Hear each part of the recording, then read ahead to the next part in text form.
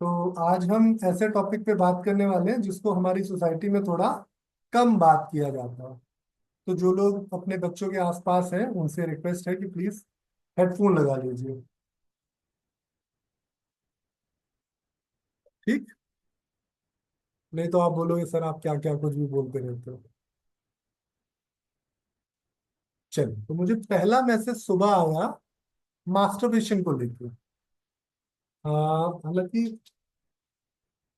एक minute रुकिएगा please.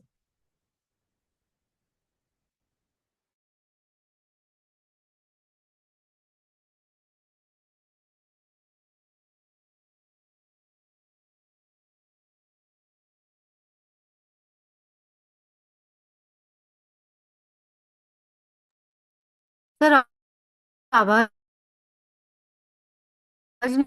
अभी नहीं बोला सर ने कुछ।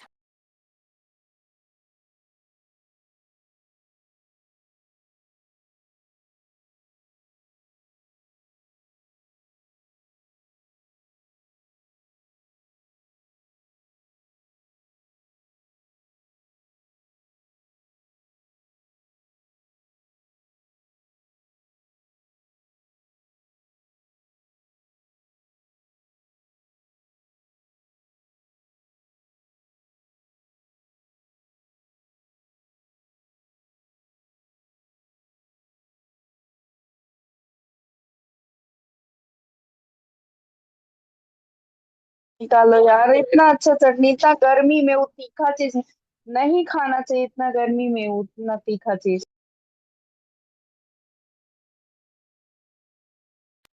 जब तक सर आ रहे हैं आज ना जो समरी भेजी ना तो ग्रुप में अ, समझ में आया। मतलब प्रिंट आउट सब निकालना जरूर, क्यों तो फिर है ना मैं डिलीट कर दूंगी बिकॉज फोन बहुत ज्यादा है ना फुल आप हो रहा है। अपने लिए भारती जी, आप अपने लिए डिलीट कीजिएगा ना, सबके लिए मत कीजिएगा। अच्छा वैसा होता है क्या? हाँ ओके डन। हाँ, you can delete only for yourself. Bharti done ji, done done. पूछना था। हम्म। लाइन से हमारे पास डाउनलोडेड नहीं, पर लाइन से नहीं। हाँ, डाउनलोड कर लेने दीजिए, फिर उसके बाद डिलीट कर देंगे। आवाज नहीं आ रही है आपकी क्लियर। आई थिंक वो बोल रहे हैं कि डाउनलोड करने के बाद करेगा, तो एटलीस्ट कुछ दिन रहने दीजिए प्लीज। डाउनलोड ठीक है करना डन। बाकी। Done done. फिर और वो लाइन बाकी से भी सेशंस नहीं है ना? बीच भी लाइन बीच से नहीं है ना अभी, हाँ लाइन से नहीं हाँ, है। बीच में जैसे 20 जैसे जो से। जो सेशन, हाँ हाँ हाँ मतलब हाँ। सबको है ना ऐसे बांटते थे पहले ना, उसके हिसाब से फिर हम करते गए। इट्स ओके लाइन से नहीं है तो, लेकिन हम ना पर जब प्रिंट आउट निकाल देते हैं। जितने भी हैं एक्सलेंट हैं, और बहुत बहुत थैंक यू इतना किया यस इस अच्छा अच्छा। चैट। हाँ, आज मैंने ट्राई किया, मुझे दो दो कर दिए मैंने आज, हो गए मैं तो थे। बोलूंगी सब है ना अभी कंप्लीट कर दो इसको। सब हाँ, जन है ना अपने बच्चों का सपोर्ट ले लो, मैंने भी फटाफट बच्चे हो का जाए। सपोर्ट लेकर ही किया। बहुत इजी है वो, बच्चों को बहुत इजीली जम जाता है। आप अगर बच्चों का ले लेंगे तो सबके दो दो हो जाएंगे, तो सब खत्म ही हो जाएगा 2 दिन। Thank you so yes much yes जितने करेक्ट भी करेक्ट। हो।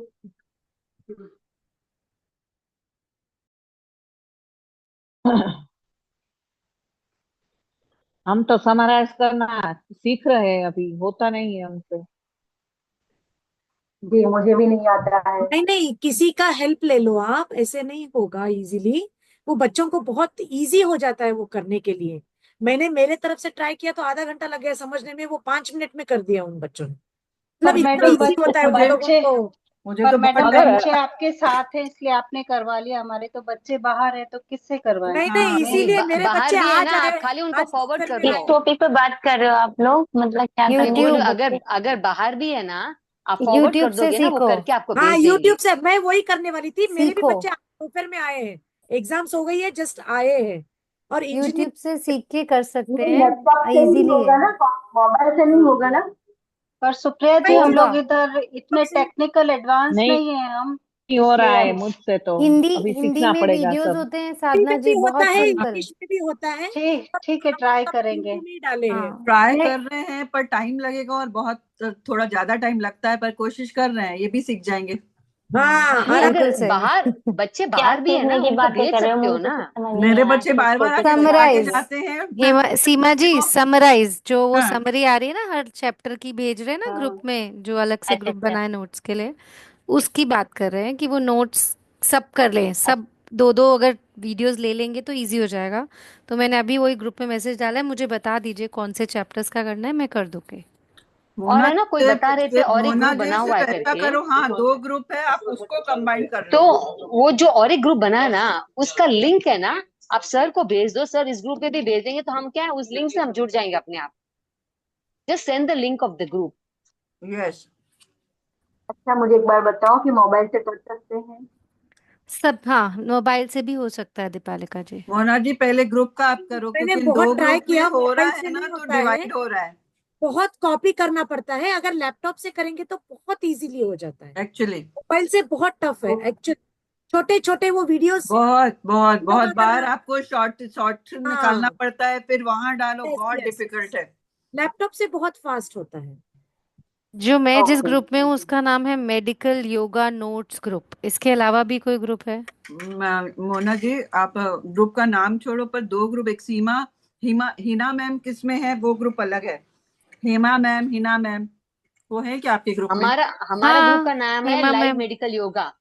तो आप हाँ, सब हमारे हमारा हमारे ग्रुप में वो नहीं तो दो हो। ग्रुप सर है का ये। ग्रुप है ना, वो तो सर का ग्रुप है, उसमें तो सब है। हेमा मैम आपका ग्रुप जो है वो अलग है, एक ये एक ये नोट्स ग्रुप के है। लिए बनाया एक है हमने जो हेमा मेडिकल। नोट्स मैम का ने ग्रुप लिंक तो बनाया है डाला उसका नहीं लिंक भेज ग्रुप देते में, हैं। जो आप ज्वाइन लिंक लिंक कर डाल, भेज अभी मैं देना। भेज देती हूँ लिंक उसका। आप उसको ज्वाइन हाँ, कर लो, फिर वो लिंक भेज नोट्स के देती हूँ। ग्रुप में मैं भी नहीं हूँ, पता जी। नहीं। एक बार लिंक डाल दीजिए, मैं भी हाँ, ज्वाइन कर दूँ। हाँ, मैं भी नहीं हूँ उसमें, जो हाँ नया फिर ग्रुप बना है मैं भी उसमें। नहीं हूँ, मैं भी नहीं हूँ तो एक मिनट, मैं भी नहीं हूँ तो मुझे भी करना ज्वाइन। वो हेमा एक जो मैम हमारे आप शुरू के वीडियोस है ना, 1 to 9 मैं वाला, डाल आई दूं, थिंक ग्रुप वो शेयर कर प्राइवेट। दूं? हाँ हेमा मैम, आपने वो हिना कोई जी, ग्रुप, वो आप ग्रुप मुझे है भी ना। ज्वाइन करा दीजिए हेमा मैम के ग्रुप में। अच्छा, हेमा मैम है, दिख रही है हेमा अभी मैम स्क्रीन पे। और हिना जी ही एडमिन है, तो वो ही भेज सकते हैं। हेमा मैम या हिना जी, जो भी आप में से कोई एक भेज दीजिएगा। मैं लिंक क्या भेज बोल हाँ रही रही हूँ? हूँ, जी। ठीक है? या हिना जी आप भेज दीजिए, ग्रुप में शेयर कर जो दीजिए। 1 to 9 वाले जो लिंक है ना, मुझे दिखा नहीं, क्यों तो ग्रुप में स्टार्टिंग वाले ज्वाइन ना करने पूरा का कोई प्राइवेट ऑप्शन ही वाला नहीं था, आया, जो हम प्राइवेट वीडियो ज्वाइन थे। करते ग्रुप में ऐड होते। हिना जी शेयर कर रही हैं, आप उस तो अब लिंक को ना आवाज नहीं तो आ सर रही। से कहेंगे उसमें कर देंगे। हिना जी कर रही है शेयर। Thank you. हाँ है ना जी, किस में शेयर कर रही है आप? ग्रुप लाइव में। ग्रुप में मेडिकल शेयर योगा कर में रहे हैं, शेयर कर रही। सर से कहेंगे दूसरे ग्रुप में भी शेयर कर देंगे उसको ना, हम दूसरे ग्रुप में नहीं है ना, हम अपने यस। ग्रुप में है तो। हाँ जी। सर दोनों, लाइव सर दोनों ग्रुप में ना सर क्या? शेयर कर सकेंगे। हाँ हेमा जी, ये लाइव मेडिकल योगा के अलावा 2 ग्रुप्स और हैं। एक हाँ ग्रुप। जी, एक हमारा ग्रुप अलग है, आप लोगों का ग्रुप अलग है, और हमने एक नोट्स का बनाया है ताकि उसमें सारे नोट्स सब बना बना के सेंड कर सके, ताकि सब एक ग्रुप में ही हो जाएंगे ना। तो ओके। उस ग्रुप का लिंक शेयर करते हैं, सर आप लोगों को भी शेयर कर देंगे तो सब आ जाएंगे उस ग्रुप में ना। तो जिसने जो नोट्स बनाया उसमें शेयर कर देंगे, मैंने सारे नोट्स इकट्ठे हो जाएंगे। हाँ मतलब वे मैंने डाला है, आप ये जिस होगा। ग्रुप और में। एक ग्रुप में कितने नोट्स बने हैं? बने हैं क्या हमारे ग्रुप कुछ में नोट्स? हिना जी कितने बने हमारे ग्रुप में नोट्स? कहाँ, काफी बन गए हमारे ग्रुप में भी। काफी गए हैं हमारे में भी। तो और मैंने मंजू तिलवानी जी को भी बोला मास्टर जी था, बहुत लंबा एक ब्रेक हो गया। नंबर। ये सर, हमको थोड़ा चिट चैट करने जरूरी को टाइम कॉल मिल थी गया। और मैं सुबह से इनका वेट कर रहा था इसलिए ले लिया। आज मैंने स्क्रीन का अपना वो भी चेंज कर दिया, तो आप सबकी शक्लें भी आ रही हैं, रिकॉर्डिंग्स में भी आप सब दिखेंगे। इसलिए क्योंकि ऐसे टॉपिक पे बात होना बहुत जरूरी है। तो जो मैं सुबह सबसे पहला मैसेज आया मेरे पास, वो आया मास्टरबेशन को लेके। मैसेज क्या है मैं सीधे सीधे पढ़ देता हूँ, तो ढूंढना पड़ेगा।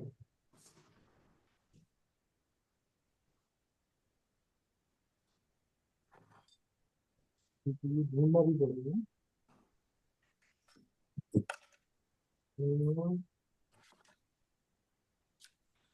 I am a mother of teenager boy, हम कैसे अवेयरनेस दे सकते हैं, उन्हें समझ नहीं आता।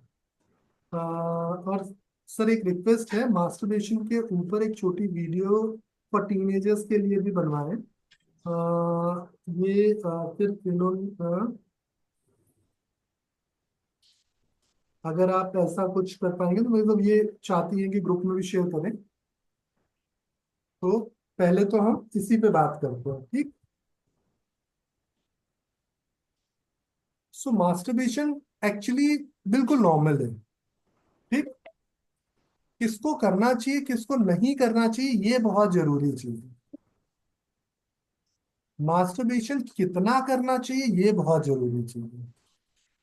अगर कोई मास्टरबेशन कर रहा है इस पे कोई बुराई नहीं है, लेकिन अगर कोई बहुत फ्रीक्वेंट मास्टरबेशन कर रहा है, बिना मास्टरबेशन किए उसको नींद नहीं आ रही है, तो ये बहुत बुरी चीज है, इस चीज को रुकना चाहिए, सर एक ठीक। क्वेश्चन था, ये ये थोड़ी होता बुरी क्या है? चीज है। और दूसरी चीज क्या है कि मास्टरबेशन किस एज में करना स्टार्ट करना चाहिए।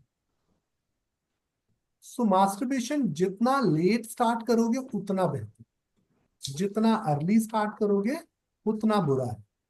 मास्टरबेशन के कुछ फायदे हैं तो कुछ नुकसान भी है। जैसे होता है ना कि अगर आप बाहर जाके खाना खाते हो तो टेस्ट मिलता है, ये फायदा है, टेस्ट मिलना ये फायदा है। लेकिन उस टेस्ट के साथ एक डर क्या रहता है, पेट खराब हो जाए, तो ये उसका एक नुकसान है। तो जब भी आप बच्चों को समझाएं, बच्चों के हिसाब से अगर हम उसको समझें, तो बच्चों को समझाओ तो उनको पहले तो ये समझाओ कि ऐसी फीलिंग क्यों आ रही है, ना कि उनको ये समझाओ कि मास्टरबेशन करना चाहिए, हेल्दी है हेल्दी नहीं है। सबसे जरूरी चीज जो है वो ये है कि ऐसे थॉट्स आपको मन में क्यों आ रहे हैं। इसके पीछे रीजन है आपका हार्मोन में हो रहा चेंज। एक हार्मोन है मेल्स में टेस्टोस्टेरोन, फीमेल्स में ईस्ट्रोजन। यूजली लोग मेल्स की बात बड़ी कंफर्टेबली कर लेते हैं, लेकिन फीमेल्स की बात आती तो बहुत ज्यादा अलग तरीके से बिहेव करते हैं। इन्होंने भी अपने मेल बच्चे के लिए पूछा, बट आज तक कभी मैंने नहीं सुना कोई फीमेल खुद अपनी फीमेल चाइल्ड को समझाए। पर जरूरी है, अगर आपने समझाया कि बहुत अच्छी चीज है। तो ये जब बच्चे टीन एज में आ जाए, लाइक 14-15 साल की उम्र में आ जाए, तो उनके साथ आपको थोड़ा दोस्ताना व्यवहार करना है और उनको समझाना है। इसके लिए मैं आपको एक अपनी छोटी सी स्टोरी सुनाऊं। जब मैं 10th कंप्लीट करके बड़ी स्कूल में गया, हमारे यहाँ स्कूल्स ग्रेड वाइज डिवाइडेड थे, तो जो बड़ी स्कूल में गया तो अचानक से मेरी क्लास में लड़कियां आ गई। 10th तक मेरी क्लास में लड़कियां नहीं थी, क्योंकि मेरे पापा को पता था कि मैं थोड़ा बदमाश हूँ। तो उन्होंने मुझे, मतलब हमारे स्कूल में ऐसा था कि एक बॉयज ओनली सेक्शन होता था, मैं उसमें पढ़ता था। लड़कियां स्कूल में होती थी लेकिन हमारी क्लास में नहीं होती। सो एक क्लास लड़कियों की अलग से होती थी, एक लड़कों की अलग होती थी, और एक कंबाइंड क्लास होती थी। तो मेरे पापा ने मुझे अलग से लड़कों वाली क्लास में 10th तक रखा। सो 10th के बाद 11th में अचानक से लड़कियां आ गई। अब लड़कियां आ गई और बायोलॉजी में लड़कियां थोड़ी ज्यादा थी लड़कों की अपेक्षा। तो जाहिर सी बात है कि थोड़ा हॉर्मोन्स और बाकी चीजें बदलेंगी। तो न्यू ईयर का टाइम था। न्यू ईयर में क्या था कि अब हमारी क्लास में जितनी लड़कियां थी वो तो जान गई थी कि हम बेवकूफ हैं, फुद्दू हैं, तो उनके साथ तो कोई स्कोप था नहीं। तो हमने दूसरी क्लास में सोचा कि कुछ हमारा शायद काम हो जाए, तो हम कॉमर्स सेक्शन में गए। और वहाँ एक लड़की थी जिसको देख के थोड़ा अच्छा लगा। तो हम न्यू ईयर विश करने के लिए लड़कियों से हाथ मिला रहे थे। तो हार्डली एक लड़के को एक लड़की से हाथ मिलाने के लिए 10 सेकंड मिलते होंगे, 10 सेकंड से भी कम रहे होंगे। मैंने किसी लड़की का हाथ 10 सेकंड से थोड़ा ज्यादा पकड़ लिया। अब मेरे दोस्तों ने मेरे दिमाग में ये डाल दिया कि वो लड़की तुझ पे इंटरेस्टेड है। सच्चाई क्या थी वो तो राम जाने, वो आगे कहानी में पता चला कि सच्चाई क्या थी। लड़कों ने मेरे दिमाग में डाल दिया कि वो तेरे से इंटरेस्टेड है। अब जैसा लड़कों का नेचर, हमने इधर उधर से अपने सोर्सेस घुमाए, पता किया है वो कहाँ रहती है, क्या नाम है, ट्यूशन टाइमिंग्स क्या है उसकी, एंड ऑल सब चीजें सेट हो गई। अब हमारे 3-4 जो हमारे अच्छे दोस्त थे, उन्होंने उसकी सारी डिटेल्स निकाली, और फिर हम, कब वो अपने घर से निकली मार्केट गई तो हम मार्केट पहुंच जाते थे। तो उस समय मेरे पास एक बाइसिकल हुआ करती थी आने जाने के लिए इधर उधर, तो मैं घर से झूठ बोल के कोई ना कोई बहाना करके साइकिल लेके भाग जाता था। और उसके घर और मेरे घर के बीच में 3 किलोमीटर का डिफरेंस था, लेकिन सोचो वो ऐसा टाइम था कि मैं दिन के कई चक्कर 3 किलोमीटर साइकिल चलाता। तो ये था हॉर्मोन्स। ठीक।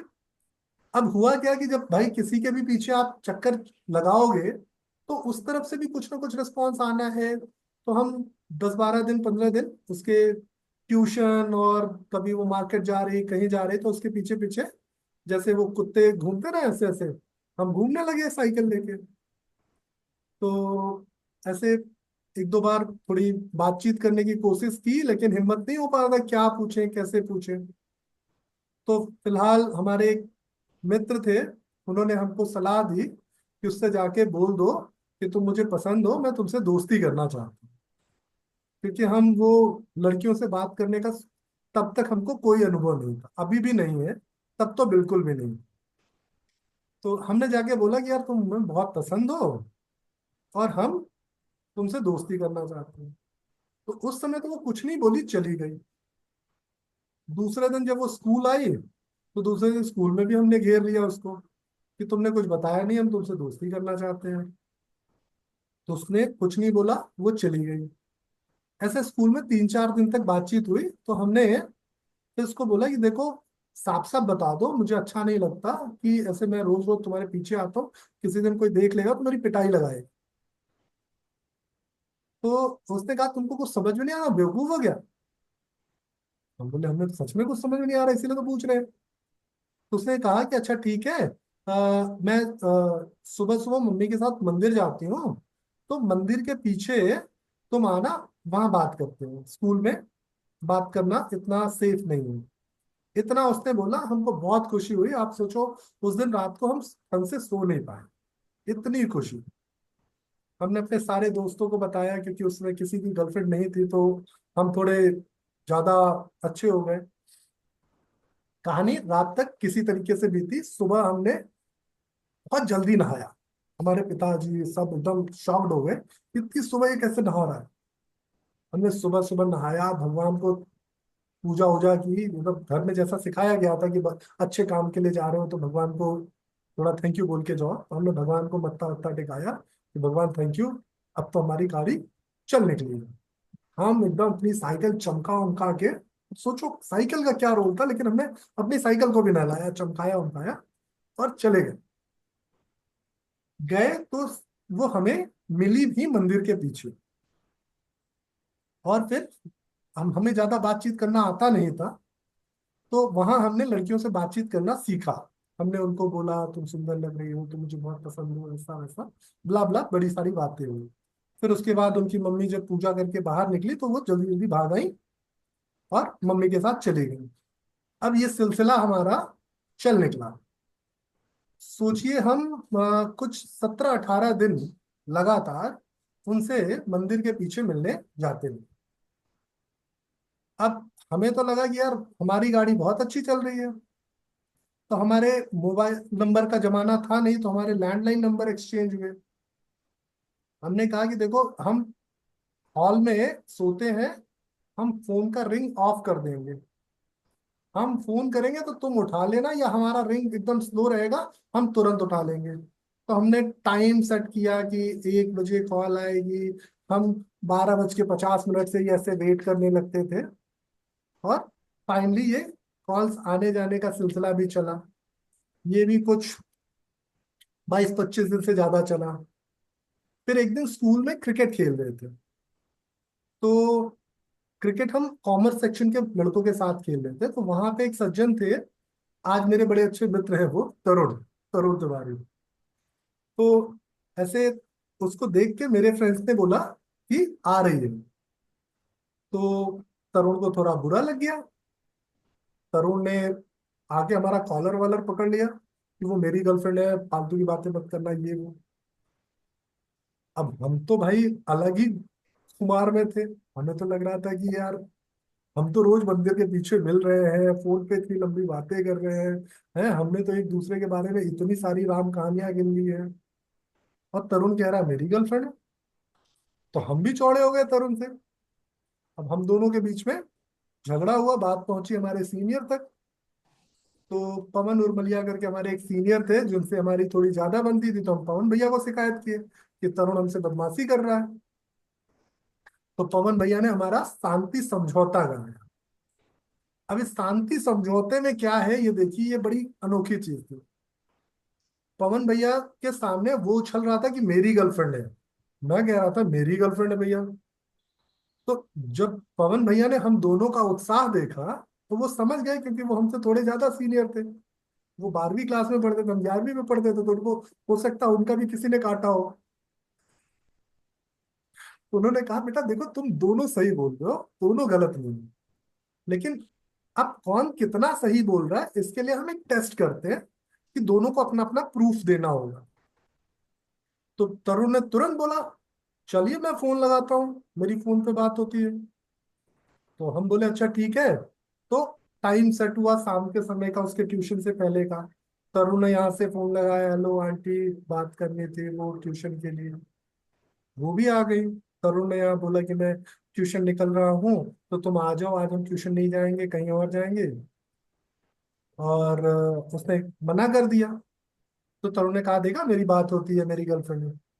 हमने कहा यार तू क्लासमेट है, इतना तो कोई भी कर सकता है, उसने तो मना कर दिया। तो तरुण को लगा कि यार अब कुछ बड़ा प्रूफ देना पड़ेगा। तो तरुण ने चौड़ में आके बोला मैंने उसको किस किया है। अब हमको और ज्यादा गुस्सा लग गया। हाँ तू झूठ बोल रहा है, हम तरुण फिर लड़ गए। अब हम लड़ गए तो फिर हम दोबारा पहुंचे पवन भैया के पास। तो उन्होंने कहा अच्छा सच सच बोलना, तूने सच में उसको किस किया है। उसने कहा हाँ किया है। तो हमको बिल्कुल एकदम कॉन्फिडेंस था कि नहीं यार ये झूठ बोल रहे हैं। हमने कहा नहीं अच्छा बताओ कहाँ किया है। तो उसने फिर वही जगह बताई, मंदिर के पीछे।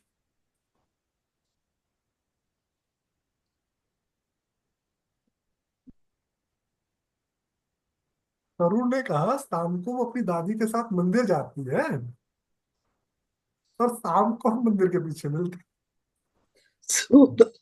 अब सर शाम, हमें काटो तो खून नहीं। सुबह आपको शाम को उसको, सही है। फिर हमें लगा कि भैया तरुण झूठ बोल रहा है, ऐसा नहीं हो सकता। हम तब तक बहुत कॉन्फिडेंट थे, लेकिन हमारे पैरों की जमीन खिसक चुकी थी। तो अब जब हमारा कॉन्फिडेंस लो होने लगा तो अपने बचाव में हम करें क्या।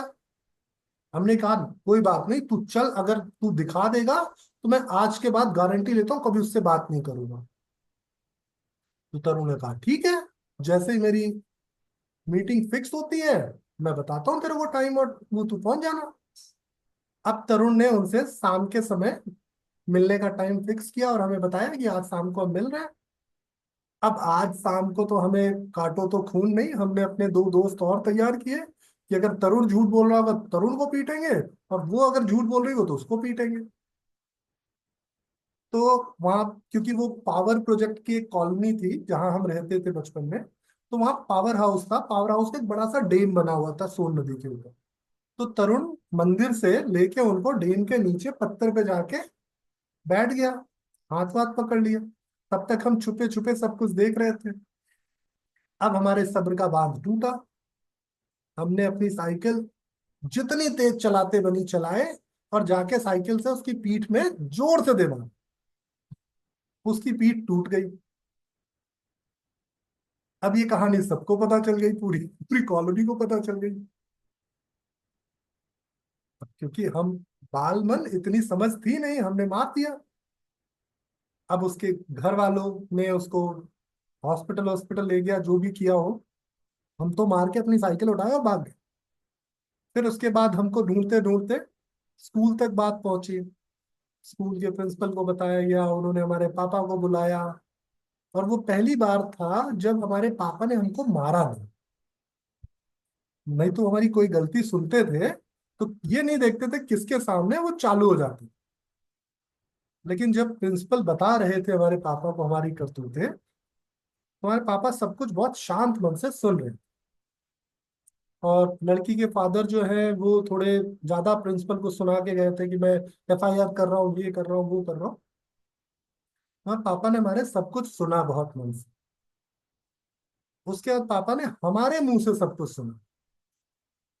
हमने सब कुछ एकदम जो सही था वो बता दिया। मतलब क्योंकि हमको भी डर लग गया था कि अब क्या करें, तो हमने एकदम वर्ड टू वर्ड सारी चीज उनको बता दी पापा। और वो दिन था कि पापा हमको बहुत ज्यादा प्यार किए। हमें बड़ा आश्चर्य हुआ यार। हमें वो लेके गए, हमको साउथ इंडियन खाना बड़ा पसंद है। पापा हमको लेके गए साउथ इंडियन खिलाने। क्या खाएगा, हमने कहा डोसा खाएंगे आज। डोसा खिलाए डरते डरते हम, मतलब एक तरफ तो डर भी लग रहा था कि बेटा बकरे को काटने से पहले खिलाया पिलाया जाता है, हलाल करेंगे खूब ज्यादा। तो अब जब साउथ इंडियन हमारी कमजोरी थी, हमने बोल दिया हाँ डोसा खाएंगे। डोसा वोसा खाए पिए। वहां उन्होंने हमसे थोड़ा नॉर्मल बिहेव किया। फिर घर जाने के बाद हमारे घर में थोड़ा बगल में जगह थी जहाँ हम थोड़ी गार्डनिंग वार्डनिंग करते थे। वहां दो कुर्सियां मंगवाए और हमसे बैठे। और उन्होंने पहली बार हमसे ये हॉर्मोन्स और ऐसी वैसी बातें की जो हम उनसे ज्यादा जानते थे। तो उन्होंने हमें समझाया मेल फीमेल्स में ऐसे हॉर्मोन्स चेंज होते हैं, ये चीजें होना बहुत नॉर्मल है, कुछ इसमें ऐसे कोई प्रॉब्लम नहीं होती है। तो हम अंदर ही अंदर थोड़े संतुष्ट हुए। और फिलहाल मेरे पापा ने पूरे मामले को जैसे भी हैंडल किया हो, मुझे फिर नहीं पता चला कि उसके पापा ने क्या कहा, क्यों नहीं एफआईआर किया, कैसे किया। लेकिन मेरे पापा ने इसको बहुत स्मार्टली हैंडल किया। पर मुझे एक चीज समझाई उन्होंने कि देख बेटा, लड़कियां तो तेरे को बहुत मिल जाएंगी, लेकिन तू अच्छी लड़की डिजर्व करता है। तो जब तक कोई अच्छी लड़की ना मिले ना, तब तक ऐਵੇਂ ही किसी लड़की के पीछे मत भाग। तो उस दिन के बाद से ना स्कूल में हम किसी के पीछे भागे, ना ग्रेजुएशन में किसी के पीछे भागे। इवन पोस्ट ग्रेजुएशन में भी किसी के पीछे नहीं भागे। पोस्ट ग्रेजुएशन में किसी से हमारी थोड़ी बातचीत अच्छी होती जरूर थी, लेकिन वहां पर भी हम भागे नहीं। एक चीज जो उन्होंने हमें ये सिखा दी कि बेटा अच्छी लड़की मिलेगी, लेकिन अच्छी लड़की उसी को मिलती है जो अच्छी लड़की के काबिल होता है। और ऐसी बदमाश लड़कियां उन्हीं लड़कों को मिलती हैं जो बदमाश लड़के होते हैं। और उन्होंने हमें ये भी समझाया कि ऐसी बदमाश लड़कियों के चक्कर में अगर तुम पड़ोगे तो थोड़े समय का तुमको हो सकता है कि कुछ खुशी मिल जाए, लेकिन लॉन्ग टर्म में जो है 3 नुकसान होंगे। पहला नुकसान होगा कि तुम बीमार हो जाओ, जो हमने थोड़ा थोड़ा समझा था, सेक्सुअल ट्रांसमिटेड डिजीज। उन्होंने हमें ऐसे बताया कि तुम बीमार हो जाओगे। दूसरी चीज उन्होंने जो हमें बताया बीमार होने के बाद, वो ये बताया कि इसकी वजह से तुम जीवन में असफल हो जाओगे। तो हमें नहीं समझ में आया कि जीवन में इसकी वजह से कैसे असफल होगे। तो उन्होंने कहा कि देखो, हर इंसान के पास समय एक जितना ही है। अब आप अपने टाइम को जिस जगह ज्यादा इन्वेस्ट करोगे, वो चीज आपकी लाइफ में ज्यादा डोमिनेट कर जाएगी और चीजें उसी हिसाब से होंगी। तो अगर आप ऐसी किसी खराब लड़की के पीछे भागोगे, तो वो लड़की आपका वो कीमती समय ले रही है जिससे आप अपना भविष्य बनाओगे। और तीसरा बड़ा नुकसान जो होगा कि अभी तो तुम मजे कर रहे हो, लेकिन जब तुम हमारी उम्र में आओगे तो बहुत परेशान रहोगे। तुम्हारे पास बच्चों की फीस भरने के लिए पैसे नहीं होंगे, वाइफ को ज्वेलरीज दिलाने के लिए पैसे नहीं होंगे, बाहर अच्छा खाना नहीं खा पाओगे, कहीं घूमने नहीं जा पाओगे। तुम एक एक पैसे जोड़ जोड़ के किसी तरीके से गरीबी में अपनी जिंदगी काटो। और उनकी ये तीनों चीजें हमारे मन को इतनी स्ट्रांगली भा गई थी कि हम आज भी उसी तरह का जीवन जी रहे, गरीबी वाला। तो फिलहाल उनका जो सिखाने का तरीका था क्योंकि उसमें मैं छोटा था, नहीं समझ सकता था। पर आज जब पीछे जाके देखता हूँ तो मुझे उन्होंने ऑलमोस्ट हर चीज समझाई। इवन अर्ली मॉर्निंग इरेक्शन जो कि मैं फील करने लगा था, उन्होंने वो भी समझाया कि ये बिल्कुल सामान्य बात है, तुम्हारे शरीर में ताकत ज्यादा है, इस वजह से ब्लड फ्लो ज्यादा होता है, तो तुमको ऐसा लग सकता है कि तुम्हारा जो नीचे का पार्ट है वो थोड़ा टाइट हो रहा है, बड़ा हो रहा है। ये सब कुछ बड़े होने की निशानी है, जिम्मेदार होने की निशानी। तो अगर ऐसा कुछ हो रहा है तुम्हारे साथ तो ये बिल्कुल सामान्य है, सबके साथ होता है, मेरे साथ भी हुआ। और हम चुपचाप गधों जैसे सुन रहे थे, क्योंकि तब तक हम ये सब तो चीजें उनसे ज्यादा जानने लगे थे, या ये कहा जाए ज्यादा तो नहीं जानते थे, हम थोड़े अलग तरीके से जानने लगे। तो बच्चों को जब भी चीजें सिखाओ, मेरे पापा जैसे मत सिखाना, क्योंकि आज के बच्चे मेरे से भी ज्यादा एडवांस है। हमारे टाइम पे इतना इंटरनेट और वो सब नहीं। तो उनको जो सिखाना है वो ये सिखाना है कि ये बिल्कुल नॉर्मल है, सबके साथ हो, बट इसमें जो नुकसान है वो बड़ा होता है। अगर आप एक महीने कोई मेल 15 17 18 साल का है और मास्टरबेट नहीं करता, तो ऑटोमेटिकली उसको इजैकुलेशन हो जाएगा, नाइट फॉल हो जाएगा। ठीक? तो ये तो कोई बीमारी नहीं है, लेकिन जब नाइट फॉल होगा तो वो इसको बीमारी समझ लेगा। आप देखते हो ना, हर शहर के दीवारों पे लिखा होता है स्वप्न दोष रोगी मिले। वो कोई सपना नहीं देख रहा है, कुछ नहीं हो रहा है, पर उसकी फैक्ट्री में सीमेन और स्पर्म का प्रोडक्शन इतना ज्यादा हो रहा है, जिसकी वजह से वो ऑटोमेटिकली बाहर है। तो उस बच्चे को क्या लगेगा? गिल्ट फील होगा, एक अलग तरीके का एहसास होगा। तो उसको ये समझना चाहिए कि क्या नॉर्मल है, क्या नेचुरल। सो अगर कोई बच्चा मानो महीने में 2 बार मास्टरबेट करता है, तो उसको ये ऑटोमेटिक एजाकुलेशन नहीं है। लेकिन अगर वो 2 बार मास्टरबेट नहीं कर रहा है तो ऑटोमेटिक एजाकुलेशन हो जाएगा, बिल्कुल नेचुरल। दूसरी चीज क्या है कि अगर कोई फीमेल है, क्योंकि फीमेल्स में थोड़ी समझ जल्दी आ जाती, तो फीमेल में इच्छाएं भी बहुत अलग तरह की होती। और इस बीच अगर कोई गलत, यूजली वो जब भी फीमेल्स के साथ होता है तो कोई उनको जो उनसे ज्यादा बुद्धिमान हो, अगर वो गलत तरीके से समझा दे तो लड़कियां उसकी बात पे जल्दी आ जाती। जो अभी तक मेरी साइकोलॉजी की स्टडी कहती है कि एक टीन एज की 15 17 18 20 साल की लड़की को एक 25 साल का लड़का आसानी से इन्फ्लुएंस कर ले जाएगा। क्यों? क्योंकि वो उनसे सीनियर है और वो उनको अनाप शनाप चीजें बताएगा जो वो शायद जानना चाहती थी किसी से, तो जिससे वो आसानी से उसकी बात मान ली। क्योंकि हॉर्मोन्स बदल रहे हैं, तो आजकल की लड़कियों को 2 3 चीजें पता चल गई हैं। सेफ सेक्स करना चाहिए, ये करना चाहिए, वो करना चाहिए, ऐसे कुछ कुछ चीजें उनको पता चल गई हैं। बट एक्चुअली सेफ सेक्स जैसा कोई चीज नहीं। ये एक ऐसी चीज है कि अगर आपने एक बार फिजिकल इंटरकोर्स किया तो आपको दोबारा इच्छा होगी, दोबारा किया तो तीसरी बार इच्छा होगी। तो उससे क्या होगा कि आप एक लूप में फंसते जाओगे। और यूजली जो 15 से 18 20 साल की लड़कियां हैं जो आजकल मॉडर्न स्कूल्स में पढ़ रही हैं, ये लड़कियां इस वजह से कई सारी चीजों का शिकार हैं। सिगरेट पीने का, अल्कोहल कंजप्शन का, हुक्का पीने का। मैंने ऐसी बहुत सारी टीनेज लड़कियां देखी हैं जिनमें ये ट्रेंड बहुत कॉमन था। क्यों आया?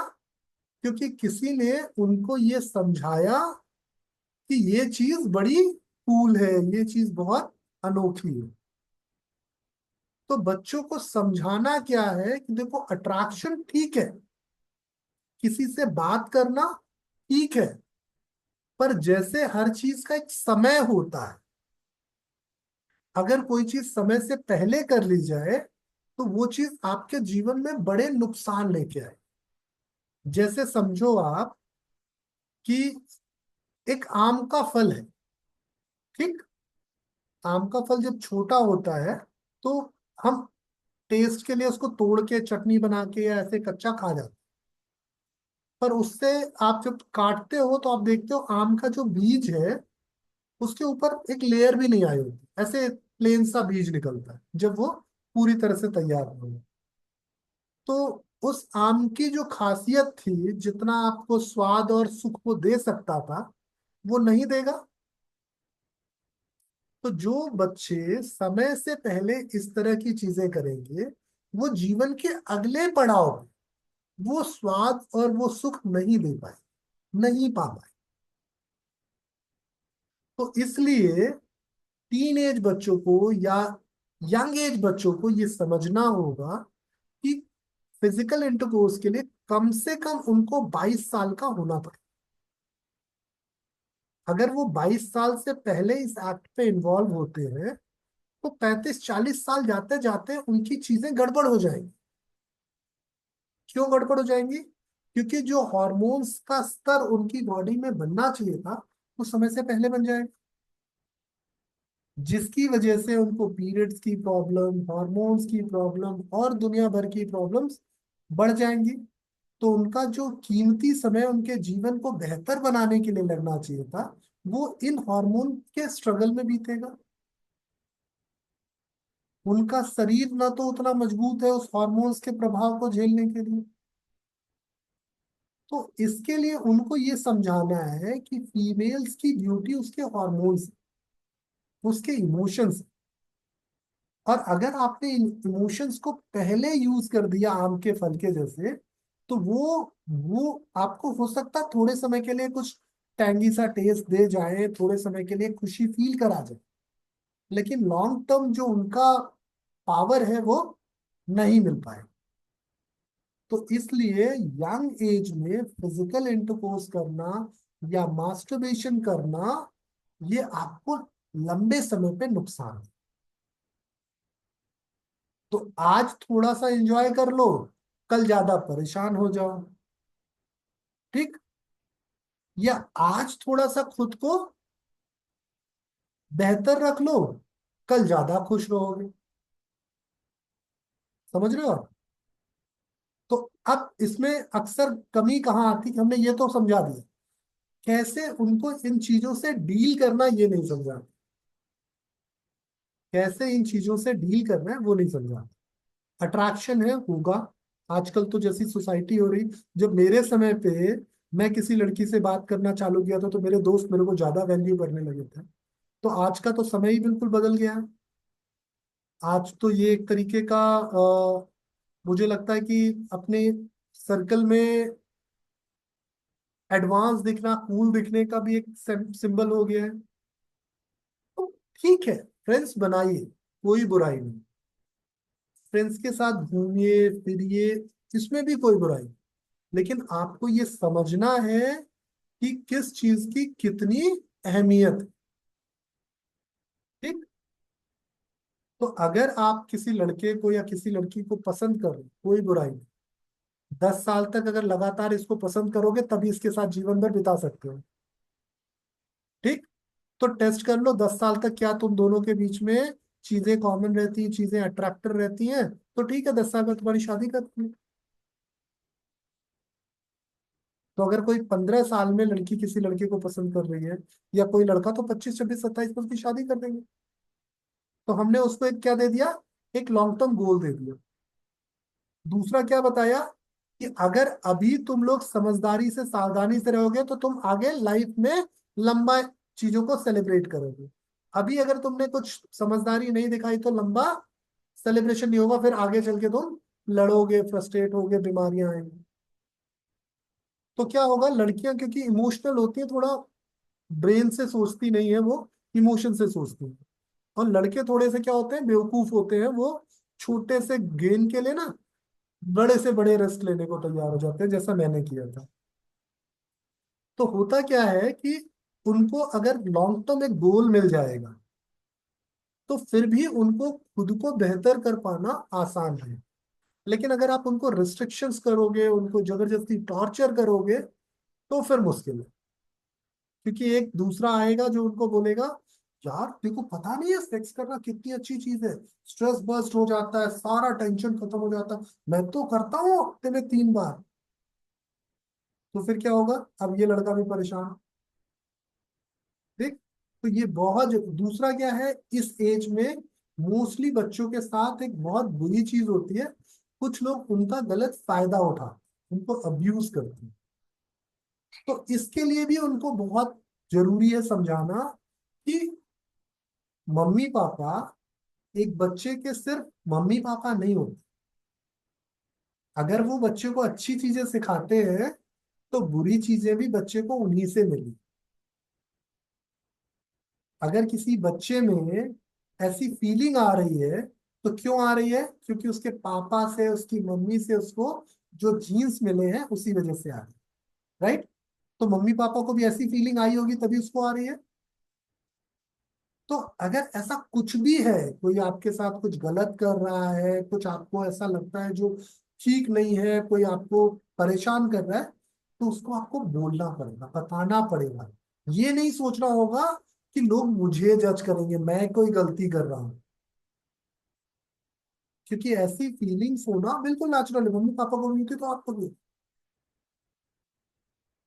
तो अगर इस तरीके से बच्चों के साथ आप इंटरैक्ट करोगे, उनको थोड़ा सा जिम्मेदार एहसास कराओगे, उनके साथ ना कभी कभी बीच में बैठ के ना पैसों की बातें करोगे, या अपने प्लानिंग्स डिस्कस करोगे कि मैं ये बनाना चाह रहा हूँ, ये करना चाह रहा हूँ, ये बेहतर हो जाएगा। तो बच्चों को क्या लगेगा कि हाँ अब हम बड़े और जिम्मेदार हैं। तो अक्सर पेरेंट्स को टीन एज बच्चों को अपने उस डिस्कशन में शामिल करना चाहिए जो डिस्कशन उनको ये फील कराए कि अब मैं बड़ा हो गया। हम क्या करते हैं, तू नहीं समझेगा, तेरे को नहीं समझ में आएगा। ये बड़ों की बात है। अक्सर मैंने देखा मम्मियां क्या करती है, जब आपस में गॉसिप्स करने लगती तो बच्चों को बोलती जा तू गेम्स खेल ले, है तू बाहर चला जा, ये कर ले, ये ले आ, वो ले आ। क्यों? क्योंकि उनको उस बातचीत में मजा आ रहा है और वो चाहते हैं कि बच्चे को वो बातचीत ना समझ। तो मजा आ रहा है तो ऐसी जगह पे करिए जहां बच्चों का पहुंच नहीं है। लेकिन जब आप बच्चों को भगाते हो वहां से ना, तो बच्चे एक तरीके से आपसे कटते जाते। बच्चों के सामने ऐसी बातें करिए जो उनको बड़ा होने का एहसास दे। आपका बच्चा कभी आपसे कुछ नहीं छिपाए, अपने हर एक इमोशन को आपसे शेयर कर पाए। तो सबसे ज्यादा जरूरी है बच्चों को जिम्मेदारी का एहसास। अगर समय से जिम्मेदारी का एहसास दिला दिया जाए तो कोई भी बच्चा जीवन में कभी असफल नहीं होगा। आप सब सुनते हो ना ये कि एक रिक्शा चलाने वाले का बेटा आईएएस हो गया। पता है क्यों होता है? किराने की दुकान चलाने वाला या चाय का रेडी लगाते थे उसके पिताजी, वो कहाँ किसी बड़ी जगह पे प्लेस हो गया, ये हो गया। क्योंकि वो बच्चे ना बहुत जल्दी जिम्मेदारियां देखने लगते। तो वो बच्चे थोड़े से इमोशनली स्ट्रांग हो जाते।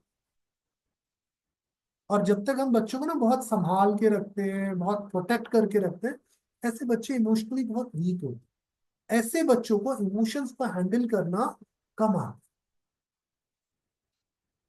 तो इसलिए अपने बच्चों को सिर्फ सेक्स एजुकेशन मत दीजिए, जिम्मेदार बनो।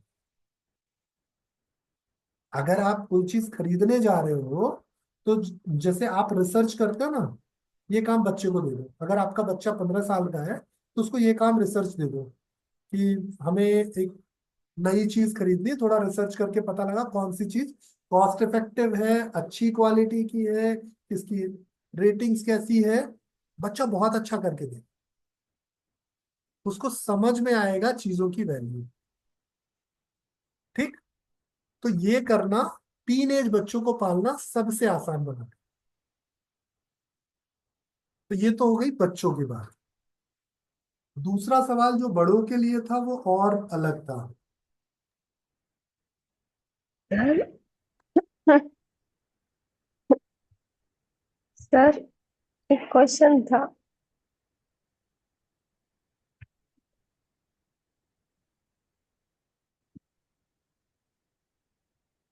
एनॉर्गेज्म है ना, एनॉर्गेज्मिया, ये एक टर्म यूज होता है ऐसे मेल या फीमेल के लिए जो फिजिकल इंटरकोर्स को अंत तक नहीं पहुंचा पाते, या सर उसमें प्लीज वो नाम ऑर्गेज्म मेंशन या कर दीजिए सर, सैटिस्फेक्शन एक बार नहीं फिर फील से, होती। एक बार नाम रिपीट कर दीजिए सर। क्या कह रही है मंजू जी आप? सर एक बार नाम फिर से रिपीट कर दीजिए। ऑर्गेज्म संतुष्टि, उसी के आगे एनॉर्गेज्म लिखते हैं।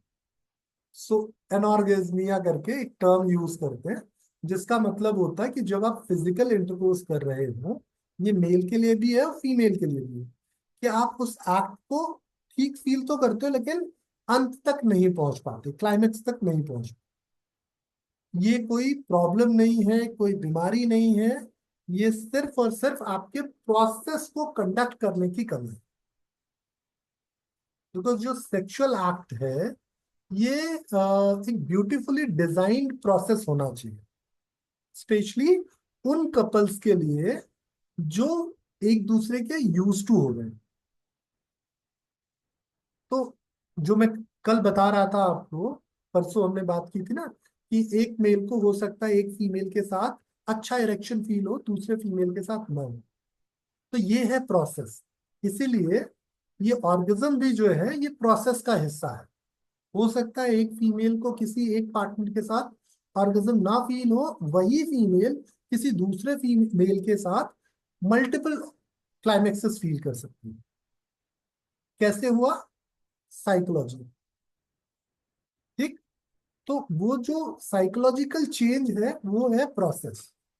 तो अगर आप अपने सेक्सुअल एक्ट को ब्यूटीफुली डिजाइन करोगे, एक दूसरे की म्यूचुअल रिस्पेक्ट और इंटरेस्ट को ध्यान में रख, तो ये जो है फाइनल क्लाइमेक्स तक जरूर पहुंचे। लेकिन अगर आप इसमें एक दूसरे से बात नहीं करोगे, सिंपल आपको ये लगता है कि सिर्फ पेनिट्रेशन और इजैकुलेशन ही फाइनल इंटरकोर्स है, या आप उसके पहले की तैयारी अच्छी नहीं करोगे, जिसपे आजकल बहुत सारे इन्फ्लुएंसर बात करते हैं ना कि फोर प्ले होना चाहिए। एक्चुअली फोर प्ले क्या है? फोर प्ले है आपकी साइकोलॉजी, आपके हार्मोन्स आपको उस एक्ट के लिए तैयार करना। जैसे चाय बनती है, जब मैं किसी से पढ़ रहा था तो किसी ने मुझे सेक्सुअल इंटरकोर्स को चाय से समझाया था, तो मैं भी आज आपको उसी तरीके से समझा रहा हूँ। साइकोलॉजी पे हम एक लेक्चर देख रहे थे, वहां हमें ये चीजें समझाई गई थी चाय जैसे, कि किसी की बनाई हुई चाय बड़ी वाहियात सी लगती है और किसी की बनाई हुई चाय बहुत स्वादिष्ट लगती है, जबकि चाय में पड़ने वाले सारे इंग्रेडिएंट सेम होते हैं। ऐसा क्यों होता है? अगर किसी ने इलायची वाली चाय बनाई, तो एक चाय है जिसको पी के मजा आ जाता है, और वहीं दूसरी इलायची वाली चाय जो है बड़ी वाहियात सी लगती है। ऐसा तो क्यों होता किसने कितने मन से बनाई है वैसे? है? नहीं साक्षी जी, मन तो दोनों ने मन से बनाई है। मन से तो दोनों ने बनाई। सर उसमें पढ़ने वाली क्वांटिटी किस हिसाब से डाली गई है वो भी मैटर करता है। क्वांटिटी भी उनको पहले से मेजर करके सेम दी गई थी। बनाने का तरीका है, कैसे बॉईल करते हो, बस दूध का रेशियो एंड बनाने का तरीका। रेशियो सबका सेम था, लेकिन बनाने का तरीका जो है ये मैटर करता है। कि अगर आप पानी को कितना उबालोगे चाय पत्ती के साथ, कब उसमें आप इलायची मिक्स कर रहे हो, कितनी देर तक इलायची अरोमा देगी, फिर कब आप उसमें दूध मिक्स कर रहे हो, दूध को कितना उबाल रहे हो, कहीं ऐसा तो नहीं चाय बहुत उबल गई, बहुत कड़वी हो गई, कम उबली है, पकी पकी सी नहीं लग रही है। सो बेसिकली क्या था कि आपका चाय बनाने का तरीका, कब आपने पानी डाला, चाय पत्ती डाला, चाय का मसाला डाला, कितना उसको उबाला, कितना दूध मिलाया, कब चीजें कैसे तैयार हुई। तो आपके पास सामान सब कुछ अच्छा है, लेकिन आपने उस सामान का अगर समझदारी से यूज नहीं किया तो चाय वाहियात होगी। और उन्हीं सामान का आपने समझदारी से यूज किया, सही तरीके से सही टाइमिंग्स पे यूज किया, टाइमिंग सही वर्ड होगा इसका। इस सही टाइमिंग पे अगर यूज किया तो क्या होगा, चाय बहुत टेस्टी होगी। ठीक यही चीज होता है फिजिकल इंटरकोर्स में, सारी चीजें मैटर करती हैं टाइमिंग्स। इसीलिए आप देखोगे किसी दिन आपका फिजिकल इंटरकोर्स अलग तरीके का होता है, किसी दिन आपका फिजिकल इंटरकोर्स अलग तरीके, हर दिन एक जैसा नहीं होता। तो जब हर दिन एक जैसा नहीं होता तो फिजिकल इंटरकोर्स भी एक जैसा हर दिन नहीं होना चाहिए। तो जैसा दिन वैसा इंटरकोर्स, प्रॉब्लम सॉल्व। क्लियर? तो ये पूरी तरह से कपल्स के बीच की अंडरस्टैंडिंग है कि वो चीजों को कितना बेहतर तरीके से डिजाइन कर। अब इसके अलावा एक और इसी में एक जुड़ा हुआ सवाल था कि 40-50 साल की एज में अक्सर आके कपल्स को लो लेबिडो जैसा फील होता है। उनको लगता है अरे यार वाहियात काम है ये सब चीजें, ये सब है, हम बड़े हो गए अब इन सब चीजों से ऊपर उठना चाहिए, इनसे हम अटके रहेंगे, अध्यात्म में ये बाधक है, अच्छी चीज नहीं है, ब्ला ब्ला बहुत सारी चीजें। अगर आप बात करोगे 40 से 50 साल की फीमेल्स या मेल से, तो उनके पास फिजिकल इंटरकोर्स ना करने के बहुत सारे कारण होते हैं। बच्चे बड़े हो गए हैं, अरे यार बहुत हो गया, अब मेच्योरिटी आनी चाहिए, हम्म, अब इन सब चीजों में मन नहीं लगता, अब तो ज्यादा उम्र हो गई है। ये सब चीजें क्या है, ये है लिबिडो कम होना, सेक्सुअल इंटरकोर्स की इच्छा कम होना। ये 40-50 की विंडो में तो बहुत फ्रीक्वेंट देखने को मिलता है, पर लेकिन टायर्डनेस, हाँ ये भी एक बड़ा कारण है ना, टायर्डनेस जो है ये बड़ा कारण है। इस पे मैं आऊंगा कि ये क्यों होता है कैसा। टायर्डनेस को कम करने के लिए एक्ट बहुत काम आता है, लेकिन टायर्डनेस क्यों इसको एक्ट से दूर भगाता है उसका कारण। तो दूसरा, आजकल आप देखोगे यूजली यंग एज फीमेल्स में ऐसा देखने को मिलेगा, एक बच्चा हो गया उसके बाद हार्मोन्स ऐसे बदले कि सेक्सुअल इंटरकोर्स की इच्छा नहीं हो रही है, बहुत ड्राइनेस रहने लगी है, या फिर अब वो सिर्फ इसलिए इंटीमेट होती है बिकॉज उनके हस्बैंड की इच्छा है। इस सब चीज के पीछे एक ही बड़ा कारण है, ये पूरा एक्ट कितना इंजॉयबल है। अगर ये एक्ट बोरिंग है, अगर ये एक्ट आपको उस तरह का संतुष्टि, उस तरह की हैप्पीनेस नहीं दे रहा है, तो धीरे धीरे आपके हॉर्मोन्स या इस एक्ट पे रिस्पॉन्स करना कम कर दें। राइट? तो जब कोई मेल लगातार सिर्फ और सिर्फ पेनिट्रेशन और इजैकुलेशन में लगा है, तो एक टाइम के बाद उसको इसमें एक्साइटमेंट नहीं रह जाती। तो फिर क्या होता है कि यूजली ऐसे लोग किसी के शुगर डैडी बनने चले जाते हैं, और ये भी बहुत गलत चीज है। मैंने कहा ना कुछ मेल्स ऐसे हैं जिनको हो सकता है अपने पार्टनर के साथ इरेक्शन ना हो, लेकिन किसी दूसरी फीमेल के लिए काफी इरेक्शन हो रहा है। तो फिर वो क्या कहते हैं कि यार आज बहुत ऑफिस में स्ट्रेस था, थकान है, ये है, ब्ला ब्ला दुनिया भर की चीज, क्योंकि वो उस एक्ट के लिए मेंटली तैयार ही नहीं है। उनको लगता है कि यार क्या है, वही रोज की तरह का एक्ट है। दूसरा, फीमेल्स के साथ क्या हुआ, जब लॉन्ग टर्म तक आप इस एक्ट को एक बोरिंग फेज पे झेल रहे होते हो, तो धीरे धीरे आपके हॉर्मोन्स रिस्पॉन्स करना बंद कर देते हैं। तो ना उस तरीके का ब्लड फ्लो इंक्रीज होगा आपके पेल्विक कैविटी पे कि आपको प्रॉपर फील आए, आपको उस तरह का स्टिमुलेशन हो, ना उस तरह के हॉर्मोन्स बूस्ट होंगे। तो जब हॉर्मोन्स नहीं बूस्ट होंगे, ब्लड सर्कुलेशन अच्छा नहीं होगा, तो जैसे मेल्स में इरेक्शन की प्रॉब्लम आ रही है, मेल्स में अर्ली इजैकुलेशन की प्रॉब्लम आ रही है, उसी तरीके से फीमेल्स में क्या होता है कि उनकी इच्छा मरती जाती है। फिर उनको लगता है इन सब चीजों में कुछ नहीं रखा है, फिर उनको दुनिया भर की और साइकोसोमेटिक डिसऑर्डर्स आने लगते हैं, हार्मोनल कंडीशंस आने लगते हैं। एक तरफ तो वो एक्ट को एंजॉय नहीं कर रही है, तो इसलिए वो क्या कहती है कि ये बकवास है। दूसरी तरफ उनके हार्मोन्स खराब हो रहे हैं, क्योंकि उनके हार्मोन्स को जिस टाइम पे पीक पे होना चाहिए उस टाइम पे उनके हार्मोन्स कम हो रहे हैं। तो ये बहुत बड़ा कारण है आपस में बात ना करना, एक दूसरे की पसंद की रिस्पेक्ट ना करना, और अपने एक्ट को सेलिब्रेट ना करना।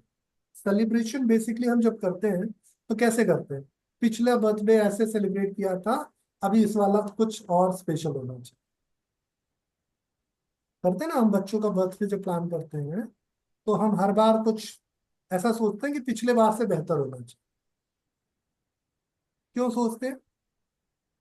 क्योंकि उसमें हमको एक्साइटमेंट मिलती है, और हर साल हमारी धीरे धीरे पॉकेट की अफोर्डेबिलिटी भी बढ़ती जाती है।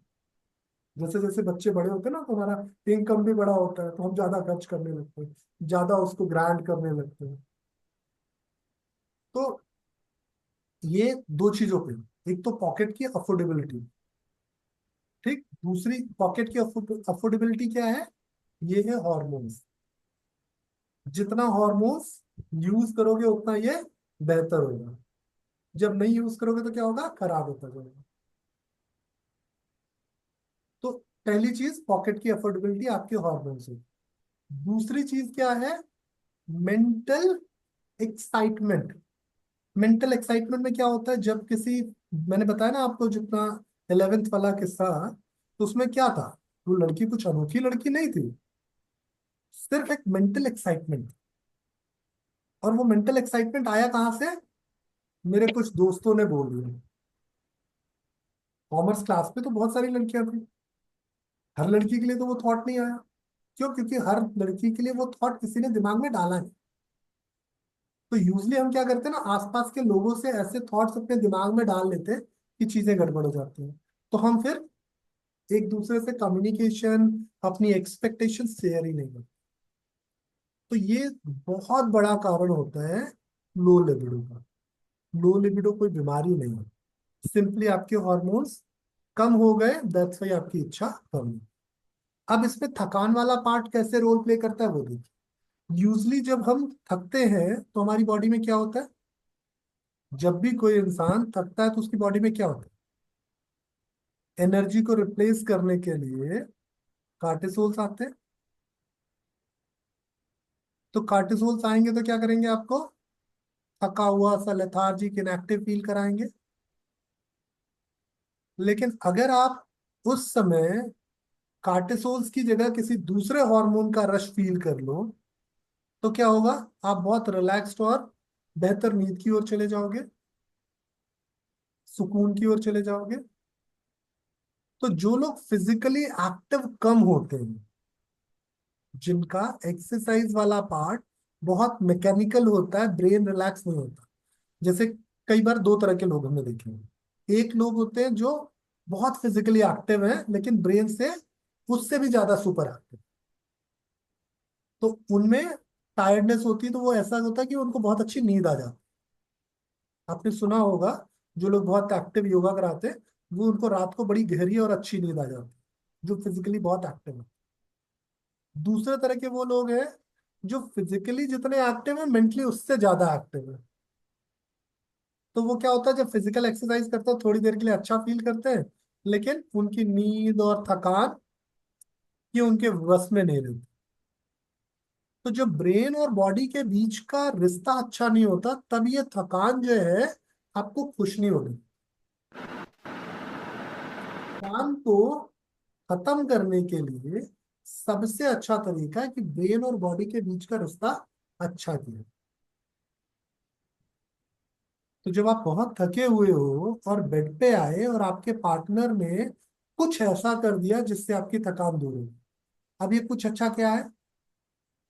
थोड़ी सी हल्की मसाज कर दी, है, थोड़ा सा आपके सर पे तेल लगा दिया, थोड़ा सा आपको बेहतर कर दिया, या फिर कुछ नहीं, थोड़ा सा आपसे बेहतर बातें कर दी, कुछ पास्ट मेमोरीज रिकॉल कर ली, कुछ अच्छी बातें कर ली, कुछ नॉटी बातें कर ली, ये थकान भाग जाएगी। इस थकान को कौन रिप्लेस कर देगा? आपके पॉजिटिव हार्मोन्स। तो थकान जो है ये बैरियर है प्रोसेस के बोरियत के लिए। अगर प्रोसेस का बोरियत हटा दोगे तो थकान बैरियर नहीं है, थकान टूल हो जाएगा कि थके हुए चलो करते। राइट। तो ये बहुत जरूरी है। फिर इसमें तीसरी एक चीज जो इस क्वेश्चन में नहीं था लेकिन ये जानना बहुत जरूरी है, ये तो दो लोगों के सवाल थे।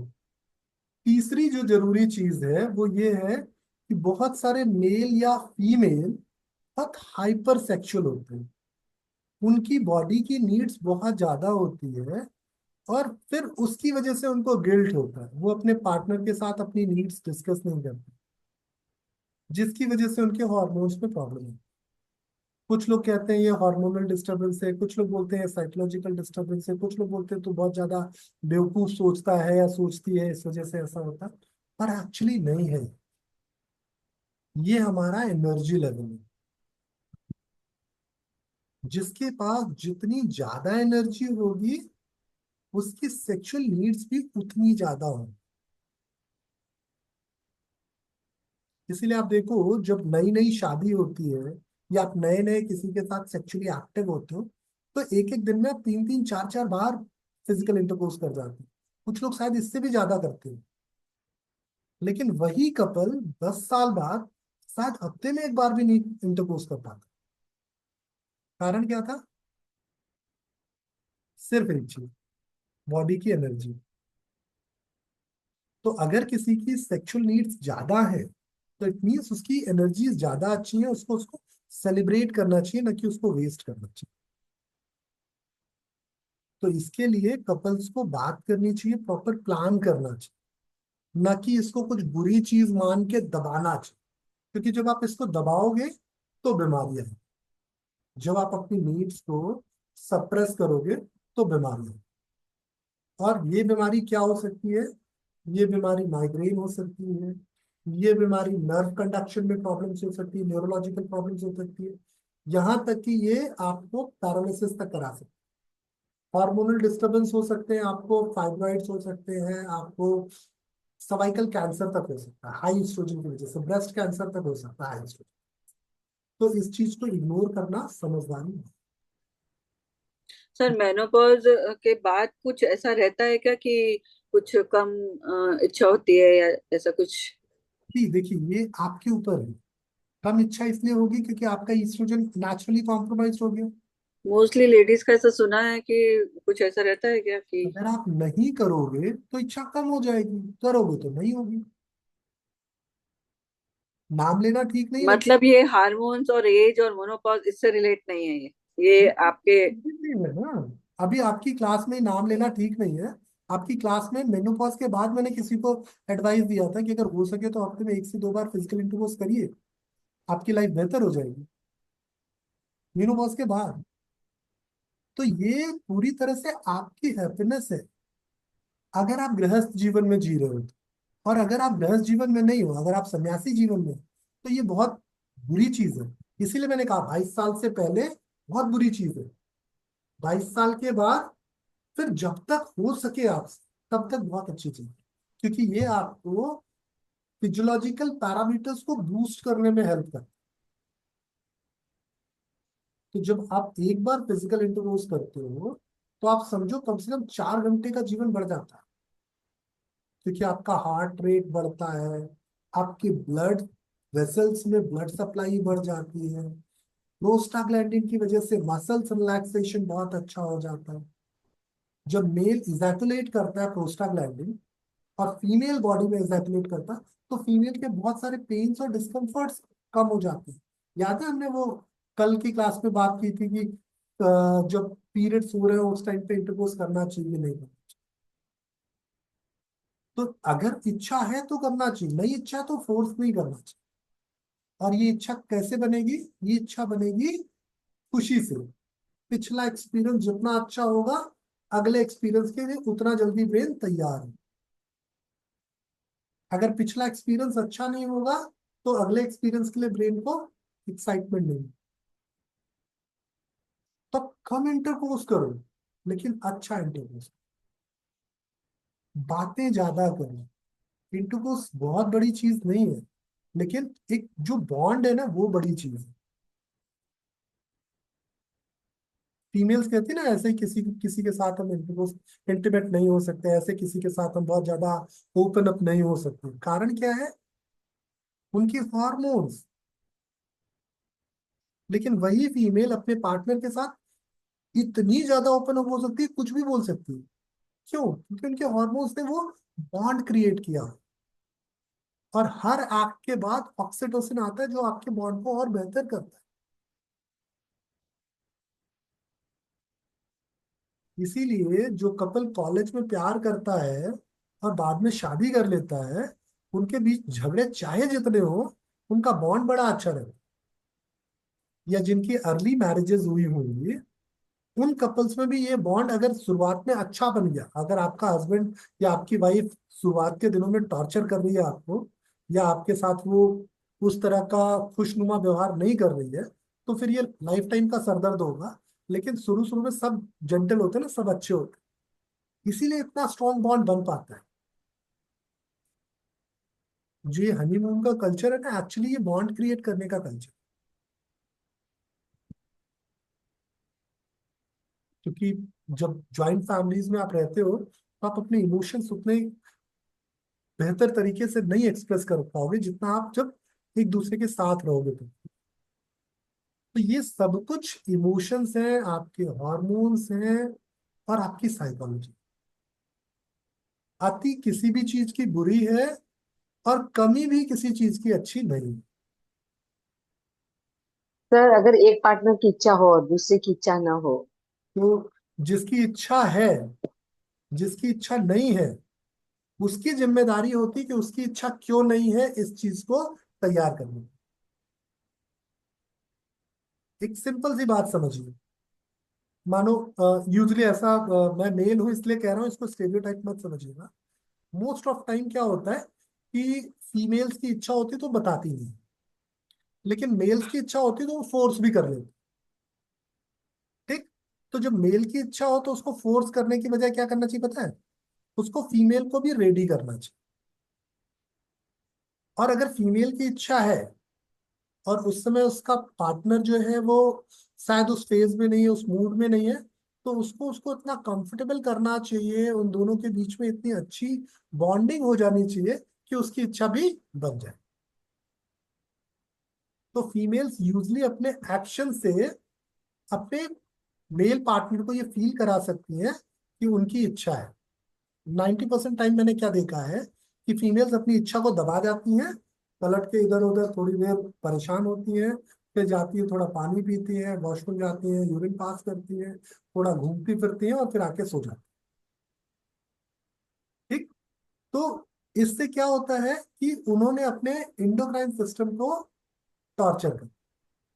सर एक एज के बाद ऐसा भी होता है कि जैसे फीमेल घर पे है और वो स्पिरिचुअल में चली गई और मेल नॉर्मल उसमें है, तो अगर वो स्पिरिचुअल में जा रही है और उसको फिर इच्छा ना हो, तब क्या करे? भाई स्पिरिचुअल में जा रही है और इच्छा नहीं हो रहा है, इसका मतलब कि उसने अपने हॉर्मोन्स को पहले। एक बात बताओ, आप भगवान की पूजा करते हो, जब शादी नई नई होती है तो घर वाले जबरदस्ती आपसे पूजा कराते हैं। जब आप किसी नई फैमिली में आते हो, जबरदस्ती पूजा कराते हैं। तब तो आप स्पिरिचुअल होके आप फिजिकल इंटरकोर्स नहीं छोड़ सकते। तो स्पिरिचुअल होना और इंटरकोर्स करना दोनों अलग चीजें हैं। भगवान ने ही तो बनाई है ये चीजें। स्पिरिचुअलिटी जो है वो क्या है पता है? आपके मन का सुकून है। अब मैं थोड़ा सा न्यूट्रिशन साइंस समझने लगा, जलेबी खाना छोड़ दूं क्या मैं? नहीं कम छोड़। कर कम कर सकते हैं। हाँ, कम कर सकता हूँ, बिल्कुल कम कर सकता हूँ। तभी खाऊंगा जब मेरा बहुत स्ट्रांग अर्ज होगी, लेकिन छोड़ नहीं दूंगा। तो वही है कि अगर आप स्पिरिचुअल हो गए तो आप अपने स्ट्रांग अर्जेस को सर हम इसको ऐसे बोल सकते हैं ना, स्पिरिचुअलिटी में इस चीज़ से हट के जो स्पिरिचुअलिटी में जाते हैं बेसिकली उनकी अपनी लाइफ में प्रॉब्लम नहीं है नहीं, वो शुरू से। वो वो थ्योरी मुझे समझ में नहीं आती कि इससे बचने के लिए उधर जाते। दोनों साथ साथ चलते हैं। एक टाइम पे आप हाइपर सेक्सुअल भी हो सकते हो, और एक टाइम पे आप खूब स्पिरिचुअल भी हो सकते हो। ये दोनों चीजें बिल्कुल नेचुरल है। सर आपने क्या बताया, स्पिरिचुअलिटी मन का सुकून है? हाँ, मन का सुकून है स्पिरिचुअलिटी। और ये भी एक तरह का मन का सुकून है। सर आफ्टर मेनोपॉज कंफर्टेबल भी नहीं होता है, जैसे थोड़ा ड्राइनेस रहता है। नहीं, इसके लिए मार्केट में बहुत सारे प्रोडक्ट्स हैं। आपके पास ईस्ट्रोजन बेस्ड ल्यूब्रिकेंट्स हैं। और वैसे भी ये कंफर्टेबिलिटी क्यों नहीं होती पता है? क्योंकि आप मेंटली प्रिपेयर नहीं होते। मेंटली प्रिपेयर हो गए तभी तो ये कंफर्टेबिलिटी आएगी ना। तो ये सर जो न्यूट्रिशन भी लेना चाहिए अगर ड्राइनेस है तो, खाना अच्छा हो।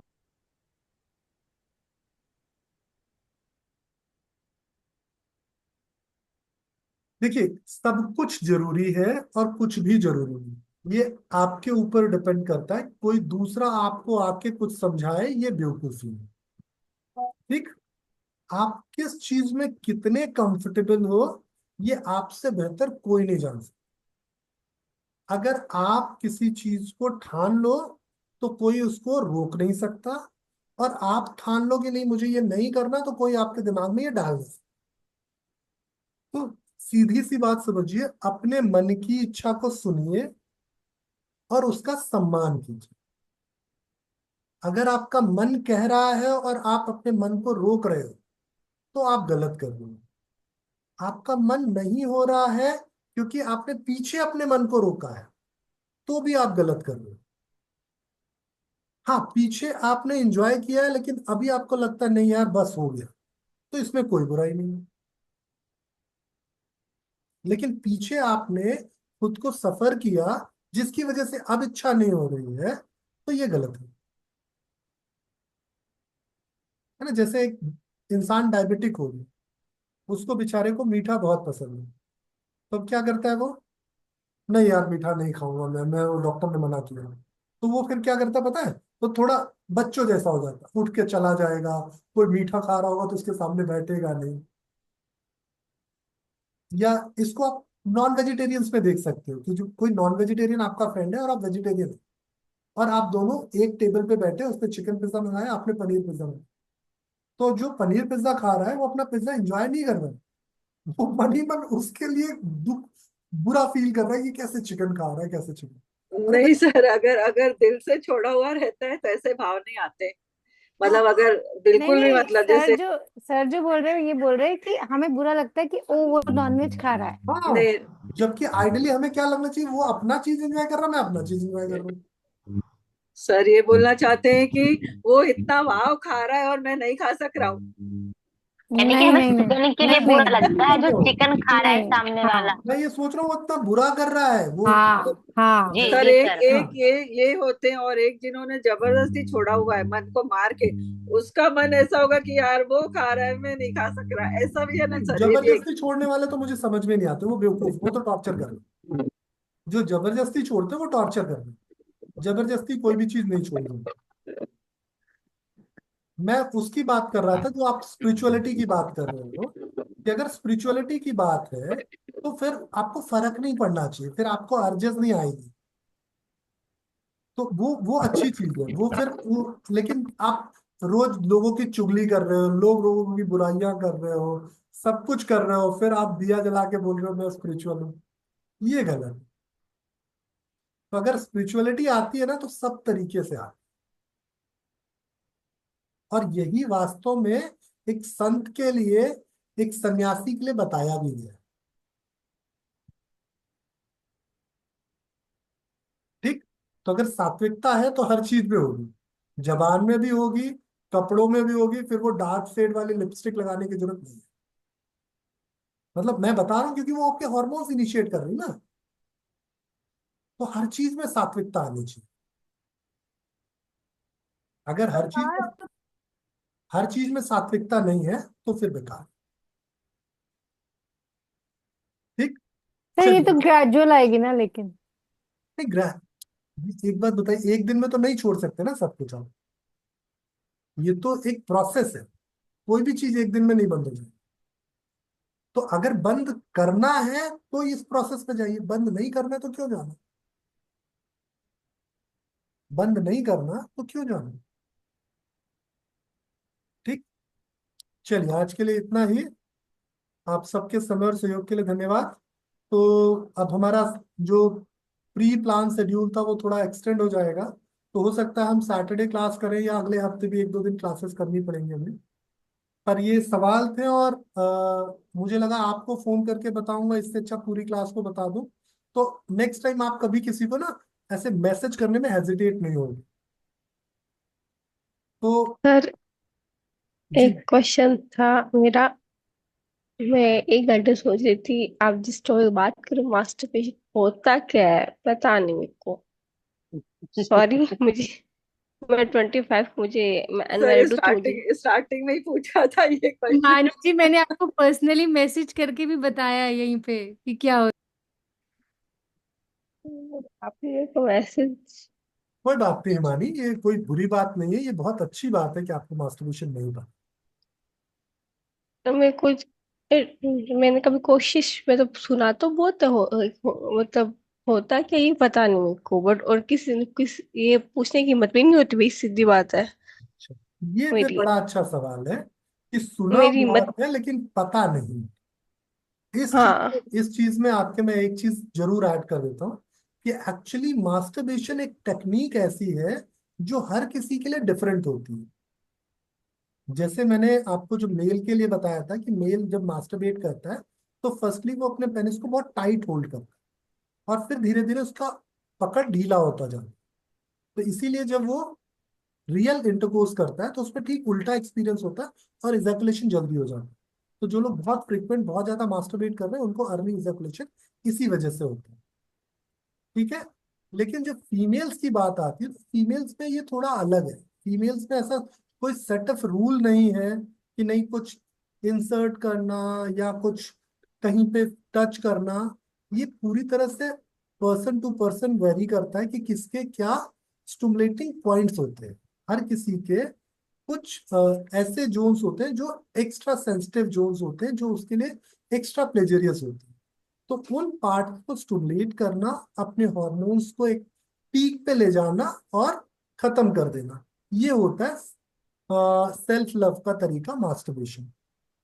तो इसमें जरूरी नहीं है कि आप कुछ इंसर्ट कर रहे हो, ये जरूरी नहीं है। जरूरी नहीं है कि आप किसी एक हिस्से पे बहुत ज्यादा प्रेशर कर रहे हो, ज्यादा रगड़ रहे हो। सिंपल टच भी, जेंटल टच भी बहुत काम आ जाते हैं और कई बार बहुत अलग तरीके के टच की भी जरूरत होती है। तो ये आपको खुद को एक्सप्लोर करना होता है कि आपकी बॉडी की लाइकिंग डिसलाइकिंग्स क्या है। इसी तरीके से कपल्स जब इंटीमेट होते हैं उनको भी इन चीजों का ध्यान रखना चाहिए कि किसको क्या अच्छा लगता है। जनरली जो मैंने साइकोलॉजी पढ़ी है कि इंडिया में मोस्टली जो कपल्स हैं शादी के 4-5 साल बाद एक या दो पॉस्चर में उनकी लाइफ लिमिटेड हो जाती है। एक पॉस्चर होता है मिशनरी जब मेल लीड कर रहा होता है, वही दूसरा पॉस्चर ये हो जाता है जब फीमेल लीड कर रही होती है। बस। तो ये भी एक बोरियत का बड़ा कारण है क्योंकि वो कुछ एक्सप्लोर नहीं करते। तो मास्टरबेशन भी एक तरह का ऐसा एक्ट है जिसमें आपको एक्सप्लोर करने की जरूरत है। ये बहुत हद तक साइकोलॉजिकल है, ना कि फिजिकल है। ठीक है। Okay sir. धन्यवाद, नमस्कार।